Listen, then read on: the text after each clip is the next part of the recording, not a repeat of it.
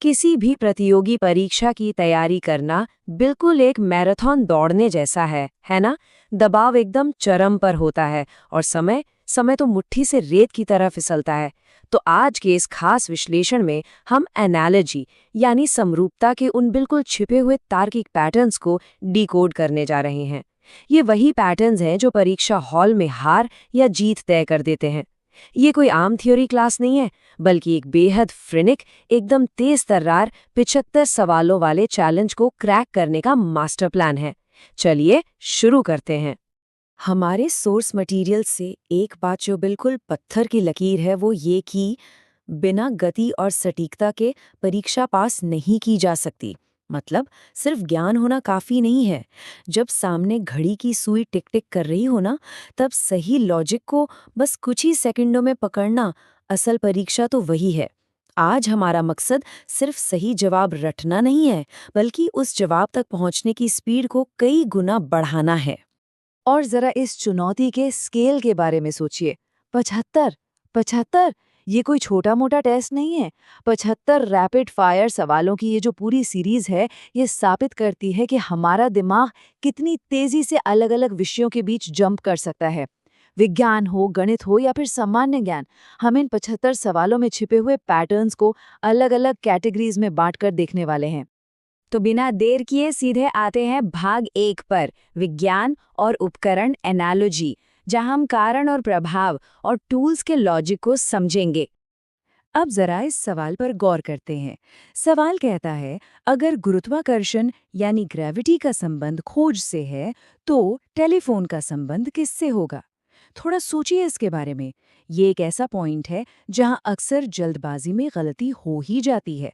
इन दोनों के बीच का लॉजिकल कनेक्शन काफी दिलचस्प है। और इसका सही जवाब है आविष्कार यानी इन्वेंशन। लॉजिक एकदम शीशे की तरह साफ है। देखिए, गुरुत्वाकर्षण तो ब्रह्मांड में पहले से ही मौजूद था ना, इंसानों ने तो बस उसे पहचाना, इसलिए ये एक खोज या डिस्कवरी है। लेकिन टेलीफोन कहीं आसमान में तो नहीं लटक रहा था, इसे इंसान ने बिल्कुल जीरो से बनाया है। तो जो पहले से मौजूद है उसे ढूंढना खोज है, और कुछ बिल्कुल नया बनाना आविष्कार कहलाता है। बस एग्जामिनर यही बारीक सा अंतर टेस्ट करना चाहता है। और ये जो लिस्ट है, ये बहुत ही शानदार तरीके से दिखाती है कि कैसे उपकरण और उनके कामों की जोड़ियों पर सीधे सीधे सवाल पूछ लिए जाते हैं। जैसे ओडोमीटर गति मापता है, एमीटर विद्युत प्रवाह मापता है, हाइग्रोमीटर हवा की नमी यानी आर्द्रता मापता है, और बैरोमीटर दबाव को। एनोलॉजी के सवालों में बस इन्हीं फिक्स्ड जोड़ियों को घुमा फिराकर पूछा जाता है। अगर ये पैटर्न एक बार दिमाग में बैठ जाए तो जवाब लिटरली सेकंडों में मिल सकता है। खैर, कभी-कभी विज्ञान के इन सवालों में शब्दों का बड़ा मजेदार खेल होता है। अपारदर्शी या ओपेक बिल्कुल ऐसा ही एक ट्रिकी शब्द है। इसका सीधा सा मतलब है जिसके आर पार न देखा जा सके। तो लॉजिक ये है कि जिस तरह कांच की बेसिक फितरत पारदर्शी होना है, बिल्कुल उसी तरह लकड़ी की फितरत अपारदर्शी होना है।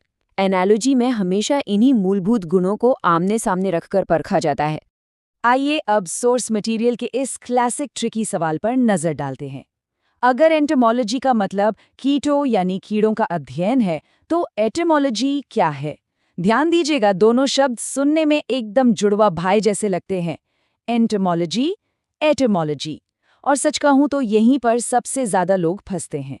ये साइंटिफिक टर्म्स की बिल्कुल सटीक जानकारी का टेस्ट है। तो क्रूशल पॉइंट ये है कि एटिमोलॉजी शब्दों के मूल और उनके इतिहास का अध्ययन है। मतलब सिर्फ शुरुआत के एक दो अक्षर बदल जाने से पूरा का पूरा लॉजिकल कनेक्शन ही पलट गया। है ना कमाल की बात? इसीलिए विज्ञान की इस शब्दावली में एक एक अक्षर पर गिद्ध जैसी नजर रखना बहुत जरूरी है। चलिए अब इस चैलेंज के दूसरे लेवल की तरफ बढ़ते हैं। भाग 2, सामान्य ज्ञान शब्द पहेलियां, जहां हम विलोम शब्द, पर्यायवाची और भौगोलिक तथ्यों को डिकोड करेंगे। अब जो सवाल है, उसने ओरिजिनल मैराथन में अच्छे अच्छों के पसीने छुड़ा दिए थे। आयात यानी इंपोर्ट का संबंध निर्यात यानी एक्सपोर्ट से है, तो व्यय यानी एक्सपेंडिचर का संबंध किससे होगा? क्या लॉजिक बन रहा है यहाँ? थोड़ा दिमाग दौड़ाइए। और इसका जवाब है राजस्व यानी रेवेन्यू। लॉजिक बहुत सिंपल है। जिस तरह व्यापार की दुनिया में आयात और निर्यात सीधे सीधे विलोम शब्द हैं, एक में सामान आता है, दूसरे में जाता है, बिल्कुल उसी तरह फाइनेंस की दुनिया में व्यय यानी पैसे खर्च करने का सीधा विलोम होता है राजस्व यानी पैसा कमाना। तो ये सिर्फ शब्दों का टेस्ट नहीं है, बल्कि उनके फाइनेंशियल कॉन्टेक्स्ट को समझने का गेम है। अब जरा देखते हैं कि भूगोल में ये कॉन्सेप्ट कैसे काम करता है। बिहार का जो संबंध झारखंड से है, वही मध्य प्रदेश का छत्तीसगढ़ से है। ऐसा क्यों? दरअसल ये एनालॉजी ऐतिहासिक घटनाओं पर टिकी है, क्योंकि झारखंड को बिहार से अलग करके एक नया राज्य बनाया गया था, और बिल्कुल इसी तर्क पर छत्तीसगढ़ का निर्माण मध्य प्रदेश से अलग होकर हुआ था। एकदम परफेक्ट ऐतिहासिक लॉजिक। चलिए एक रैपिड फायर एनालॉजी देखते हैं। कानून का संबंध अगर आदेश से है, तो अपराध का संबंध किससे होगा? यहाँ हमें समाज में किसी काम और उसके अंतिम नतीजे के बीच का लॉजिकल कनेक्शन ढूंढना है। सोचिए, अपराध का नतीजा क्या होता है? जवाब एकदम सीधा और सटीक है, सजा।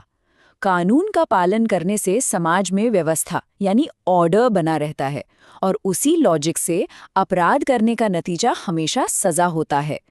कोई एक्शन और उसका सोशल आउटकम, बस यही इस एनालॉजी की जड़ है। अब समय आ गया है इस चर्चा के सबसे क्लाइमैक्स वाले हिस्से का।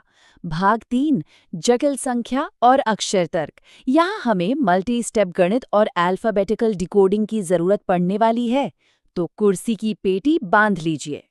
इस शानदार गणितीय पहेली को देखिए।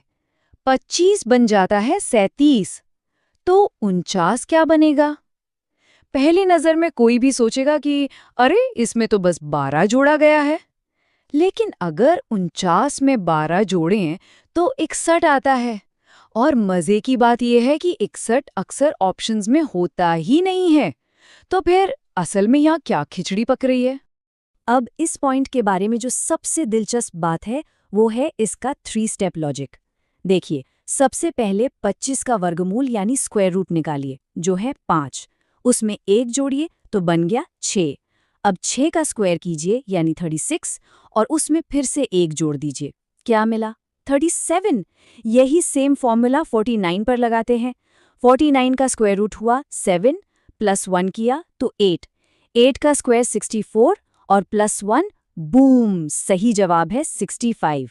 ये ऐसा लॉजिक है जो सीधा सोचने पर तो कभी दिमाग में नहीं आएगा। और अब आते हैं सोर्स के सबसे खतरनाक सवालों में से एक पर। 14 का संबंध 238 से कैसे हो सकता है? मतलब 14 जैसी एक छोटी सी संख्या अचानक से 238 में कैसे बदल गई? इतना बड़ा जंप साधारण गुणा भाग से तो कतई नहीं आ सकता। पक्का यहाँ कोई हैवी मैथमेटिकल लॉजिक लगा हुआ है।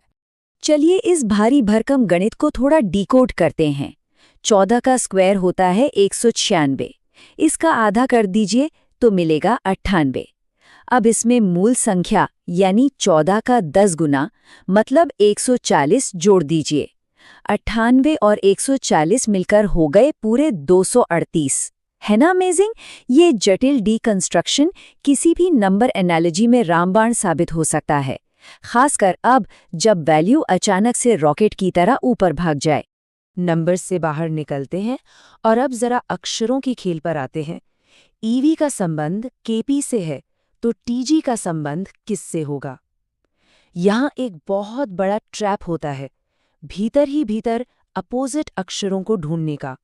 लोग देखते हैं कि अरे ई का उल्टा वी है, के का उल्टा पी है, और तुरंत किसी गलत नतीजे पर पहुंच जाते हैं। असल में ये एक बहुत बड़ी गलती है। दरअसल असली खेल क्रॉस लॉजिक का है, जहां पहले अक्षर का संबंध हमेशा तीसरे अक्षर से होता है। देखिए, ई से के तक जाने के लिए 6 कदम आगे यानी +6 करना पड़ता है, और वी से पी तक जाने के लिए 6 कदम पीछे यानी -6 आना पड़ता है। बिल्कुल यही +6 और -6 वाला फॉर्मूला टी और जी पर लगाना होगा। टी में +6 करेंगे तो आएगा Z, और जी में -6 करेंगे तो आएगा A। इस तरह टीजी का सही जवाब पूरी तरह से ZA बन जाता है।